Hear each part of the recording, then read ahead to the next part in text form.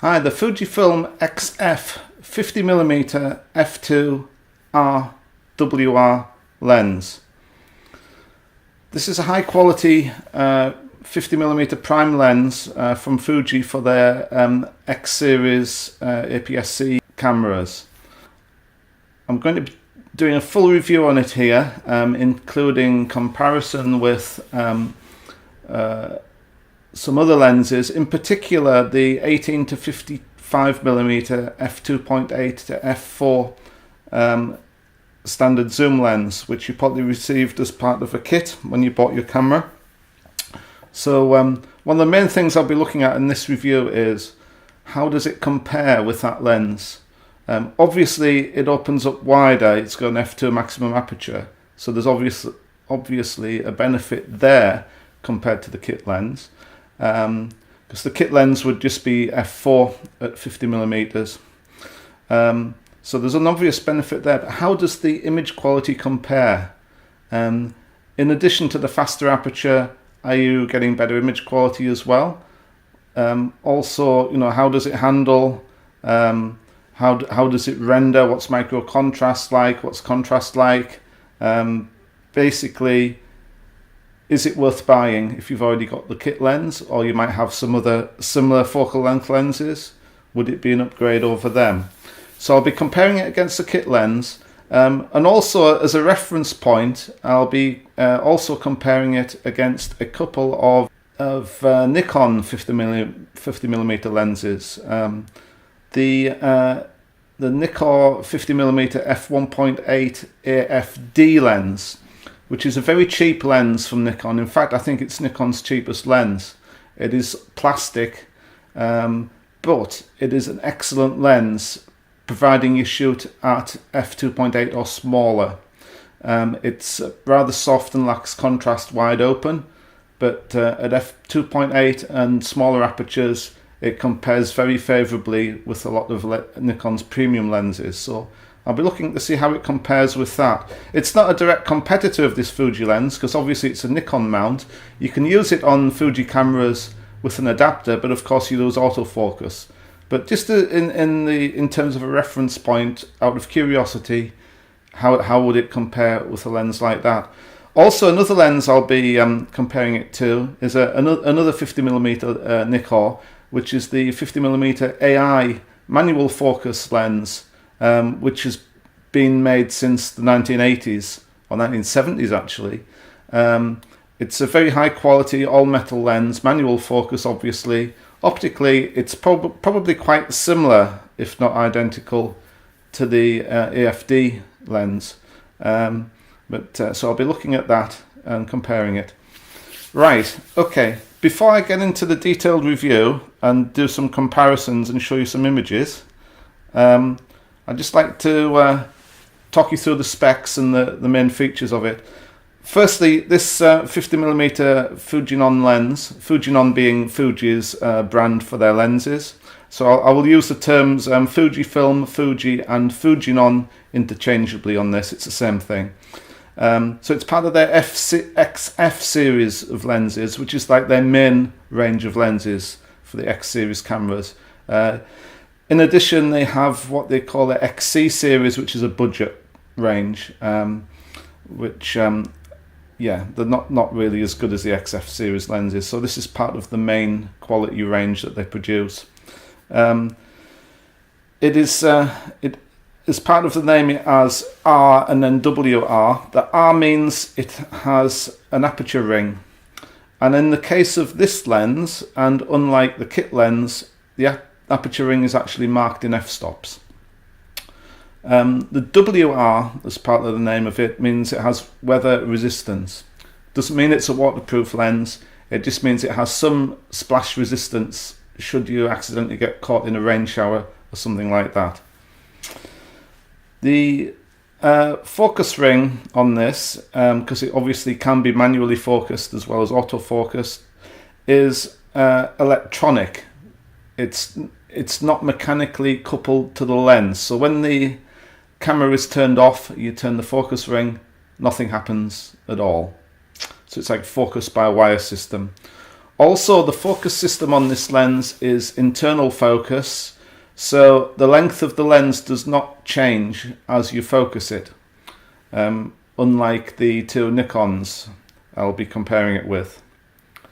The filter size is a very small 46mm, and the filter thread on this lens is metal, which is really good, because if you're often changing filters and you've got a plastic filter thread, if you're not careful, you could quite easily cross the thread, rendering it useless in terms of attaching filters.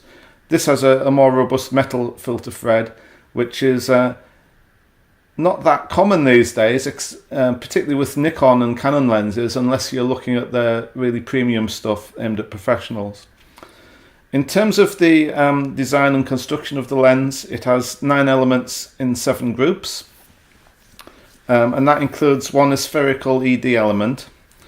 In terms of the aperture or the diaphragm, it has 9 rounded aperture blades, which in theory should give nice smooth bokeh, but we'll see during the course of my testing whether that's the case or not, whether it has nice bokeh. Now, this 50mm lens gives the same diagonal angle of view, which is 31.7 degrees, as a 76mm lens would on 35mm film, or on so-called full frame. So unlike a 50mm on full frame, this is not a general purpose lens, it is a short telephoto lens. Typically this focal length would be often used for portraits, but it is not just for portraits, it has many other uses. In terms of the build and finish on this lens, it's very nicely made. It's mostly metal exterior. It has a very nice quality finish on it. It looks like a quality piece of kit, and it feels like a quality piece of kit. It doesn't look cheap, like for example my Nikon AFD lens. Bear in mind this costs 3 or 4 times as much as the Nikon lens. Its closest focus distance is 39 centimeters, or if you use the old Imperial system, that's 1.3 feet. It comes with a plastic lens hood as standard. It weighs 200 grams, which is pretty light, although I think the Nikon AFD is even lighter. My copy of this lens is manufactured in the Philippines, but I believe the early samples, when it first came out a couple of years ago, were made in Japan. It was originally announced in January 2017 and went on sale to the public a month or 2 after that. And it's available in black or silver. I think the black is by far the most popular, and that is the finish that I've got on my lens. In terms of price, in the UK it retails around about the £400 mark. Okay, so what I'm going to do now is I'm going to do some testing of this lens in the city of Newcastle, mostly along the quayside. I'll be taking some shots with this lens, and then I'll also be taking the same shot with the other 3 lenses. I'm on the Gateshead side of the River Tyne here, just a little bit along from the Baltic, looking out towards the Newcastle quayside.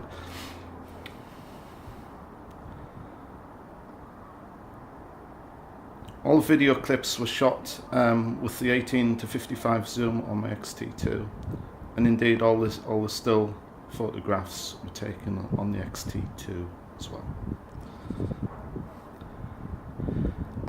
It's a fairly blustery day. The sun keeps coming in and out of the clouds.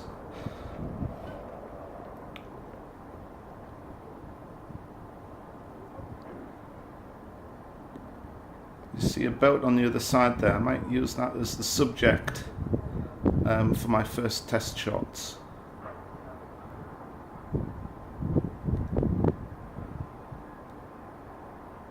Just panning across the quayside at the moment.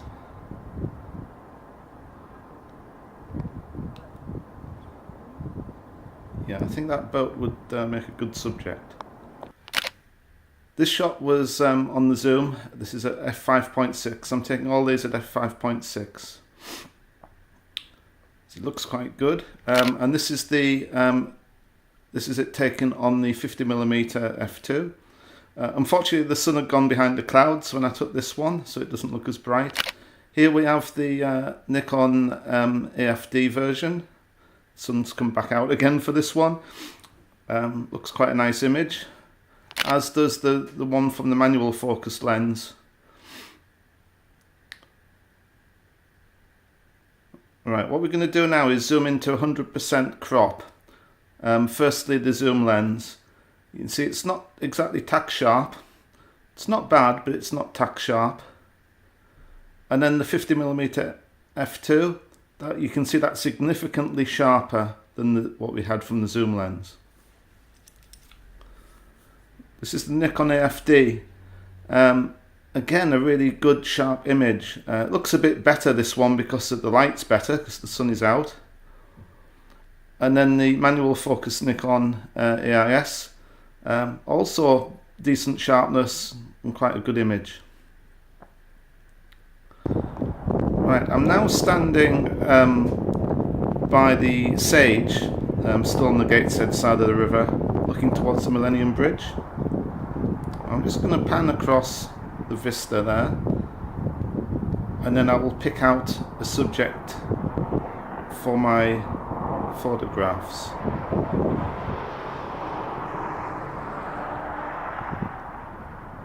You can see a small Royal Navy base in the foreground.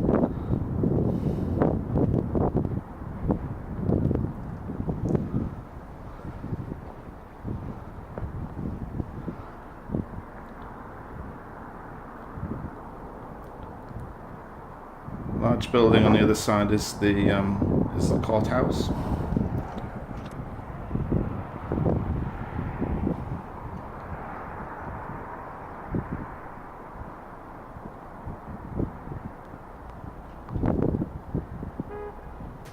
As I pan across to the left, you'll soon see the famous Tyne Bridge coming into view.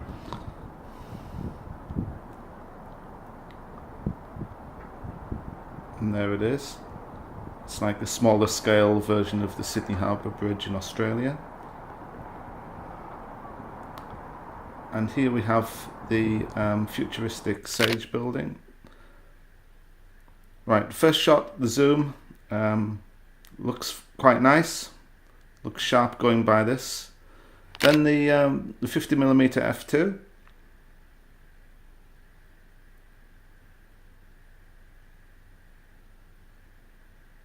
The Nikon AFD, you can see the sun's come out on the buildings, or on some of the buildings, giving it a brighter look.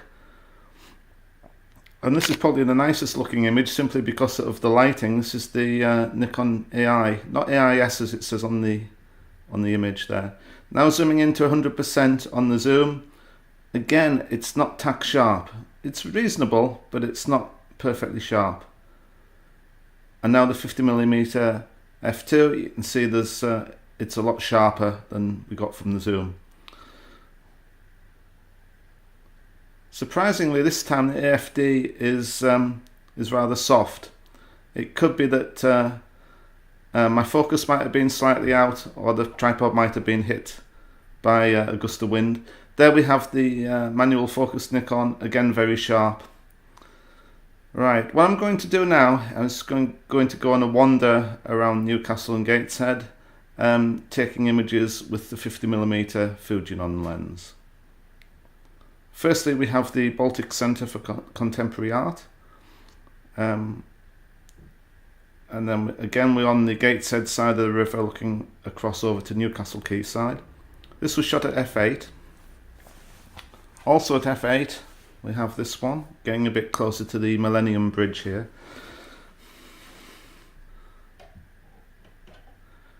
This is the Gateshead end of the Millenium Bridge.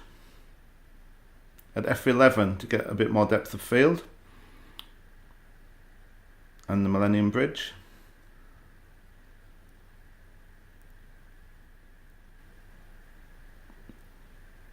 And the court building. These images are looking pretty good to me, nice and sharp, nice contrast. I can't find anything to fault here. You can pick out a lot of detail on this image. This was shot at f8 as well.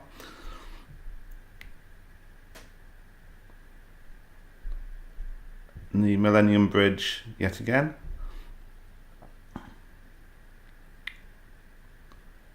This is the Sage building, forming a slightly abstract shot. And the famous Tyne Bridge.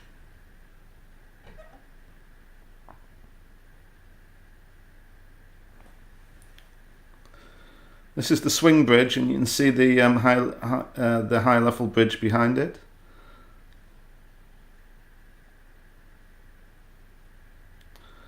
This is wide open, showing the bokeh, which I think is quite decent. It's lovely, soft, buttery bokeh.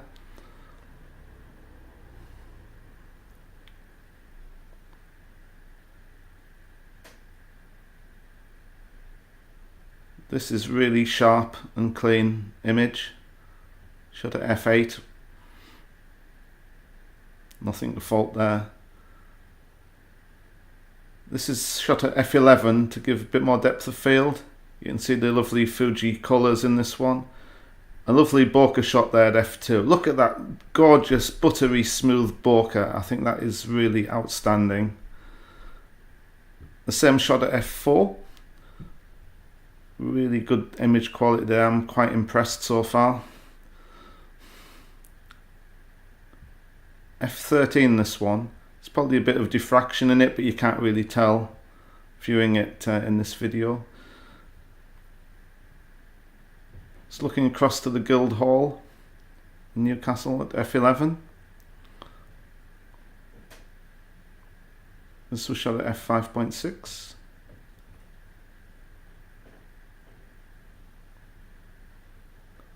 Nice bit of artwork there, shot at f5.6. I really like that. I think that's a great shot. And the swing bridge and high level bridge again.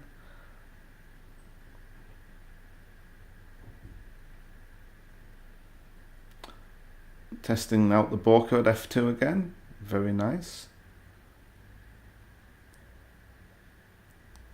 And at f4.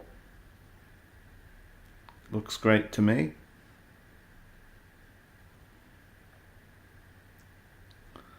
This is Bessie Surtees' house. It's a great example of 16th century Jacobean architecture.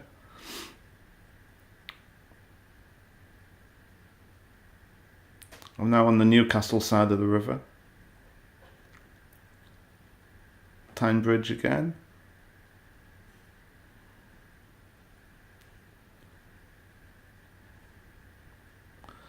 Another bokeh shot. Very nice, but I'm really impressed with the bokeh from this lens. And some more bokeh shots. This is at f2. And then for the sake of comparison, I'm shooting this at other f-stops. This is at f2.8.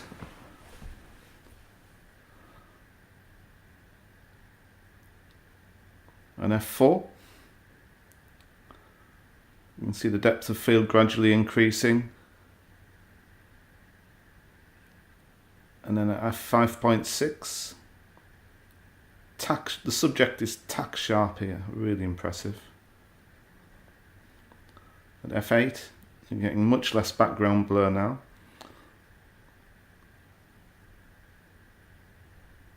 And then finally at f11.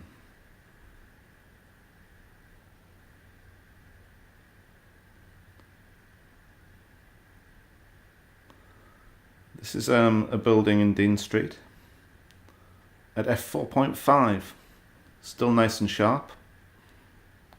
This is adolescent Kitty Wake on the Tyne Bridge telling me to bugger off.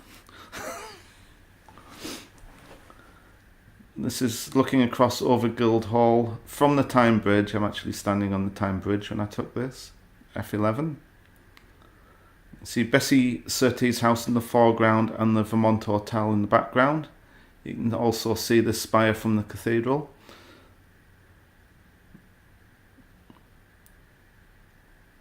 Just juxtaposition of old and new here. Got the old buildings in the foreground and the futuristic Sage in the background on the Gateshead side of the river.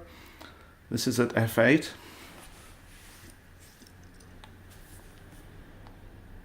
I'm very impressed with these images. I think there's nothing default that I can see with these at all. This is at f11.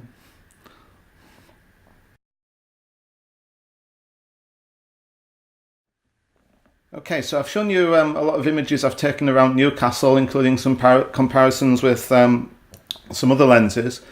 Obviously, this lens will be bought by a lot of people with the idea of using it often or mainly for portraits. Although it's not just for portraits. But I thought I should share a few images from a recent portrait shoot. Really nice for portraits, this lens. I think that's a great image. That's at f2, wide open. Great micro contrast, it has real pop on these images. Another one at f2. Lovely bokeh again. Excellent sharpness also.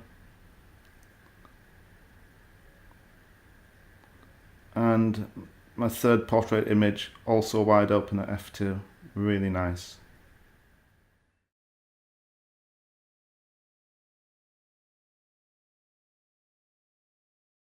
Hi, so in conclusion then, what do I think of this lens? I've got it shown here on my Fujifilm Xe2S, although as you'll realise all the testing I've been doing was on my X-T2. Basically, what do I think of it? It's a great lens. I think it's really sharp. Focus is pretty quick. It's nice and compact. As you focus, it doesn't change length, so that means it's not sucking in dust, etc. as you focus. It's really compact, super light. You'd hardly know it was in your gadget bag. Now the crucial question is it worth buying if you've already got the superb 18 to 55 f2.8 to f4 kit lens? Because that is already a very sharp lens, and obviously being a zoom, it's extremely versatile. It's also decently fast. However, this is faster. It goes down to, or it goes up to f2 in terms of its maximum aperture. And I think based on my testing here, the image quality is noticeably better than that already excellent kit lens. It is a superb lens. So I would say, if you've got the Fuji X system, you should seriously consider this lens. Obviously, there is also available the Fujifilm 56mm f1.2, which is considerably more expensive than this lens, but will allow you to get even shallower depth of field, okay, for when you want that. Now that's a lot more expensive than this lens. Also, it doesn't focus as fast and it's heavier. But in terms of image quality, I would say that they are pretty comparable. But obviously, you can get the shallower depth of field with the 56mm. If I was buying it just for shooting portraiture, particularly if I was doing it professionally and I was shooting portraiture day in, day out, probably the lens to choose there would be the 56mm or possibly the 90mm f2 over this. Having said that, this is a superb lens. In terms of image quality, it gives away nothing to the more expensive 56mm lens. Obviously, it only opens up to f2. But I would say for general purpose photography, including portraiture, where you want something that's reasonably priced, very well made, fast focusing, and something that gives excellent image quality with autofocus, it's almost a non-brainer. There are some people who, probably a minority of people, who like to focus manually. In which case this is less of an obvious buy. It's still a good buy, but there's lots of other alternatives. I think the vintage Nikon AI 50mm f1.8 is a great lens if you like focusing manually and you don't need autofocus. You could probably pick one of those used for between £50 and £100. It probably outlast you. There's virtually nothing to wear out on them. The image quality, I would say, is very comparable with the Fuji lens, despite its age. The Fuji is probably a bit sharper, wide open at f2, but yeah. But most people like autofocus, particularly if you're shooting a lot of portraits. I much prefer autofocus. It can be too slow to focus manually.